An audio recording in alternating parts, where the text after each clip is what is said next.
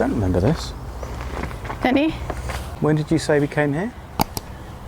Oh gosh, the boys were tiny.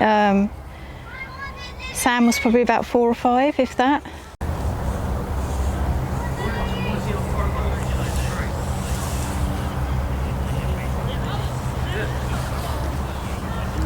From Royal Castle to Prisoner of War Depot. The royal fort at Porchester seems to have been occupied throughout the early medieval or Saxon period from about AD 400 to the Norman conquest of 1066. Excavation in the outer bailey or enclosure has revealed evidence of a succession of timber buildings from this time. After 1066, William the Conqueror gave Porchester to William Maudit, one of his chief supporters. Maudit established a new, smaller inner bailey in the northwest corner with defences and buildings of timber. In the early 12th century, this was rebuilt in stone, including the first stage of the castle's great keep. A priory of Augustinian canons was founded in the southeast corner of the outer bailey in 1128. The canons moved to nearby Southwark about 20 years later, but their church survives at Porchester's parish church of St Mary. Porchester became a royal castle in 1154 and remained in crown ownership until 1632. Between 1665 and 1814, it served as a prisoner of war depot. Since about 1819, the castle has been open to the public. In 1926, it was placed in the Ministry of Works guardianship, and in 1984, it was transferred to the care of English Heritage. Porchester Castle is an English Heritage property. Admission prices, the English Heritage members are obviously free, adults £13, child 8, concessions £11.50, and then family £21.34. There's almost a dried up moat. Yeah.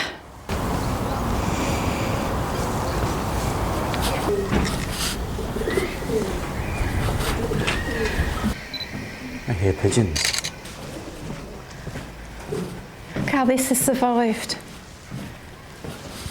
The detail in the roof.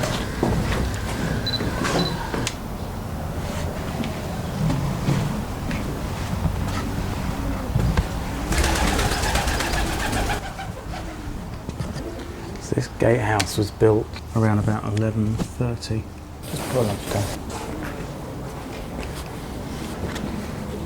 Be careful of the uneven flooring. So this is the 2-storey kitchen. Can't tell where the stairs would have been. Well, that would have been one set of steps, just somewhere.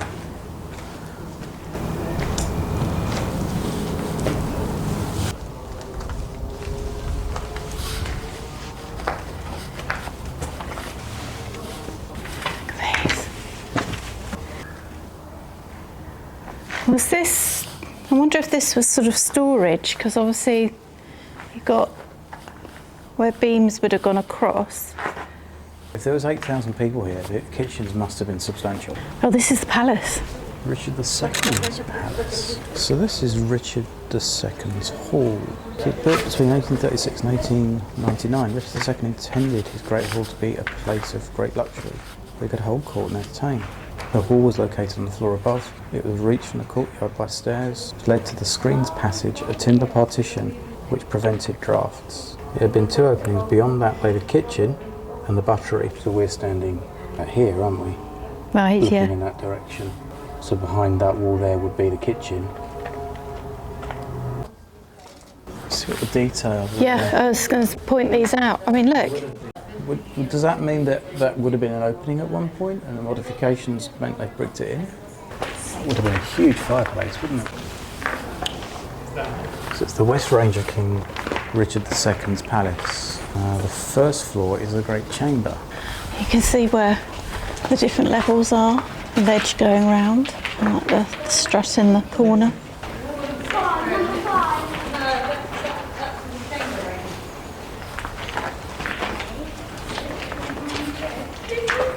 You can also see there on the wall there was a brick roof came down at one point. That's another small fireplace. Exchequer chamber.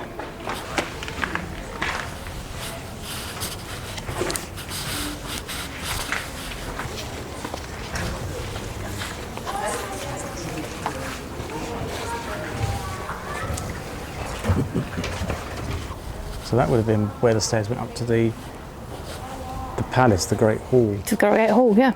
There's the coat of arms over there, Nick. So which coat of arms was this? Henry the Fifth? These were the original stairs where they would come in. Okay. But if you were being attacked, Yes. they would go so that they've then struggled to get in. That's a prison from the 12th century. 12th century. North Postern Gate, early 14th century. And now we've got a way up. Yeah. Forebuilding. This is defendable entrance keep of the 12th century, subsequently modified and extended. Initially, two separate forebuildings protected the stair. The open area between the stair and the south forebuilding was enclosed to form a prison. I like the way they've done these handrails. It's all bound in rope, but it's metal underneath. Gradually going to get better views up here.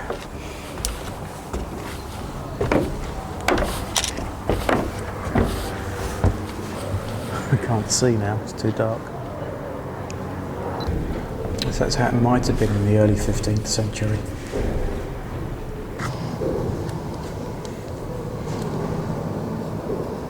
Mate, the ceiling's impressive.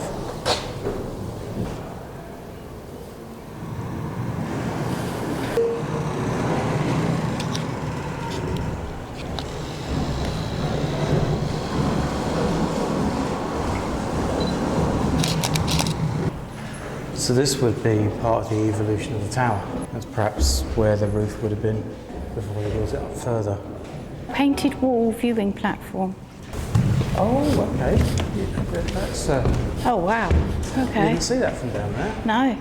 A lot of graffiti over the top of it. You can still see a lot of the paint, can't you? Yeah. Wow. Harbour.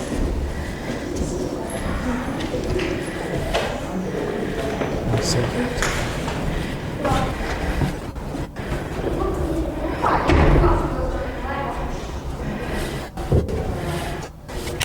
Windswept and interesting. Taking my hat off because I don't want it to blow away. It is. They did advise that, didn't they?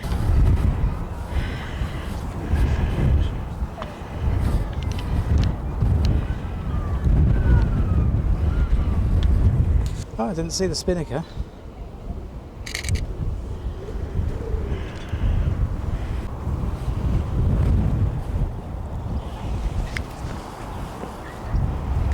So this is the Inner Bailey South East Tower. Again, so it's at 11:30. There's a lot of interesting graffiti on here. In the corner. Look at that corner. Just here. Oh, Yeah. yes. When they were here, in the 1700s, they exchanged prisoners.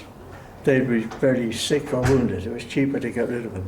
Okay. Right. But Napoleon got naughty again and had to stop. We had French visitors here, and I went, just like yourselves, I went to point it out. This, oh, Suchet! So they recognised the name. Okay. Okay. And they reckon that family very close to the French royal family at that time. Ah. And he was a French naval captain. He has something to do with that later on, I'll explain later on. Now, as well as him, we had the Duke of Anjou. He was the second eldest grandson of Louis XIV of France. Very Right. important person. So, seeing who he was, we did a bit of research. And we found out, going back to the reign of our Queen Elizabeth I, that his ancestor was one of the suitors. Oh, gosh. Yeah. Okay. She was fond of him, the only one that courted her, we believe. And he gave her a present of a nice little set of earrings, which depicted frogs. Right. She gave him the pet name of My Frog, Now, we think she was being a bit polite. She didn't call him Froggy like the rest of us did. So we have an idea of some connection there. Okay. Yeah. Now, we went even further to what, 29. And the Duke of Anjou and Normandy at that time was Geoffrey Plantagenet. Right, okay. Yeah. He married Empress Matilda of Great Britain, and it was their son that started the 300-year dynasty of the Plantagenets. Yes. Yeah. Now, we couldn't find out what that was. It looks like P-R-U-L. Yeah. And it wasn't until we had some Dutch visitors here and they recognised that they looked the same. Ah, we've got it.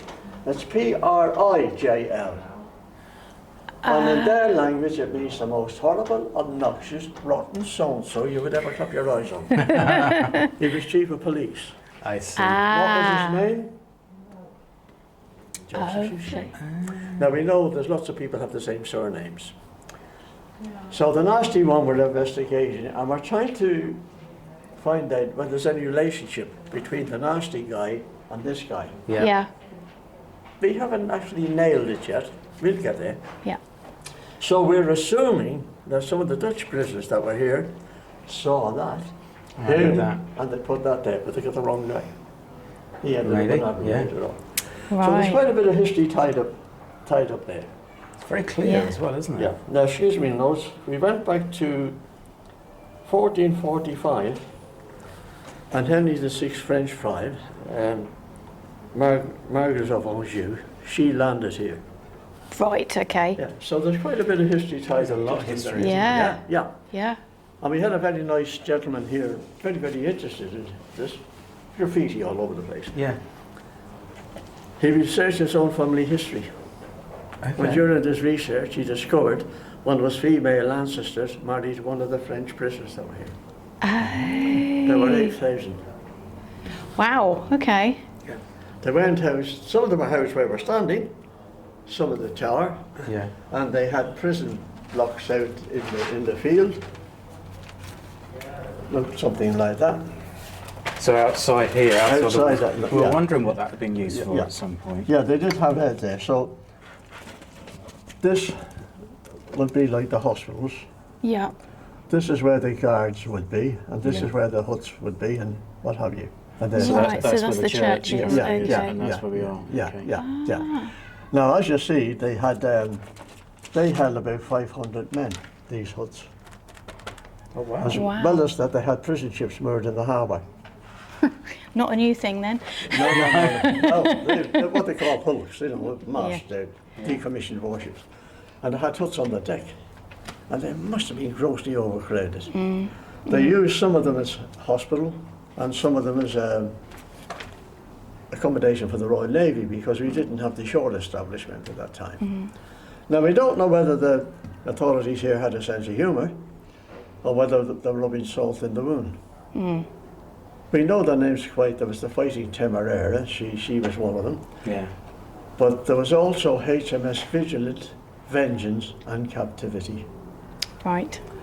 I think that was getting a bit near the mark. Oh yeah. Yeah, yeah. Oh yeah. So that gives you a little bit of an idea what it looked like. Yeah. Now tended to keep the prisoners apart. They had the Dutch prisoners, or the French prisoners out here, they had the Dutch prisoners in, I think it was actually the tower, and some in there, they, Okay. kept them from fighting. Yeah. But for all that, compared to other prisoners of war camps at the time, it seems that the horrible times that must have been, they did try and treat the prisoners here quite Quite well. humanely. Yeah. Okay. So how many prisoners would have been here at any one time, roughly? do you There know? were 8,000 here at one time. At one time. Yeah. Wow. There was 500 during the Anglo-Dutch Wars, but Napleonic Wars there were 8,000. 8,000. And I believe we had Germans, Dutch, I think Norwegian, even Americans. Really? Yeah. Yeah. And it's funny that reminds me, because I'm not all that good on computers, I'm still on steam radio.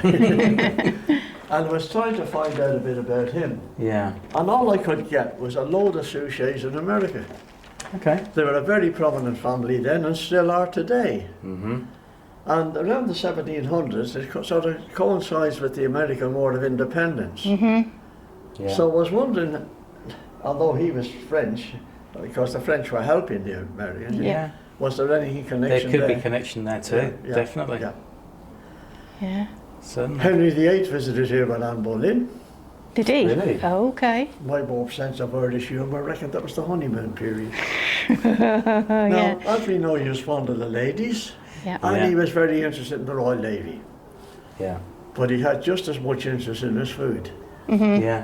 That's So the obvious as building well. you've just walked through, that is now the shop, he had built as a kitchen. Did he? Oh, So you walk okay. through Henry VIII's kitchen. Hey. Fab.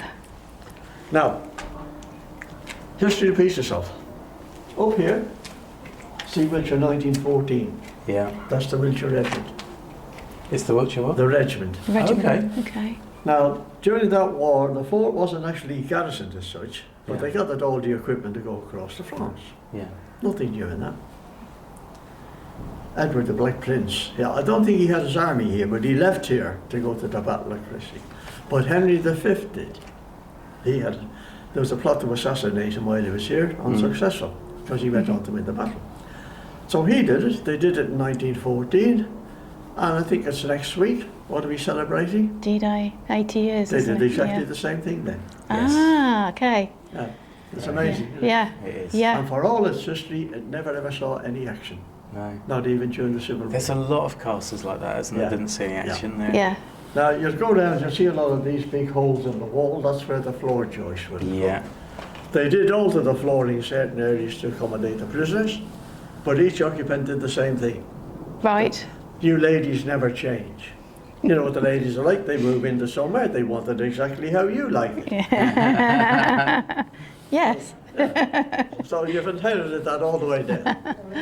The little holes in the wall behind Yeah. you, we wonder what they were. Someone said scaffolding, we said no, it's too uneven. And it wasn't until some months ago we had the experts down here and they researched it, and they reckoned when it was a real palace, that was lined with lovely wooden panelling. And that's a big wooden panelling. Right. That would make sense. Okay. Very interesting. Oh, Yeah. it's the history here just blows your head up. Yeah. Yeah. And something turns up every day, such as the chap saying about his ancestor. You know. Yeah. Yeah. We had other people here, local people, they asked me did I know Pharaoh. I said I know a bit of it. They said, you know Ken Road? I said, yeah, I know. They said, did you know the house we live in and a couple around us, the French prisoner built? Well, I said, I know they used to work around the place, but in those days it was quite a hike from here to the garden, you know. Yeah. And I didn't know that, you know. And I had a nice personal touch. Yeah. For sure. My younger son and daughter and I got married some years ago, around the church over there. Yeah. And they got a wedding photograph taken outside Richard II's palace, the main. Thank you. Got it. Thank you ever so much. Thank you.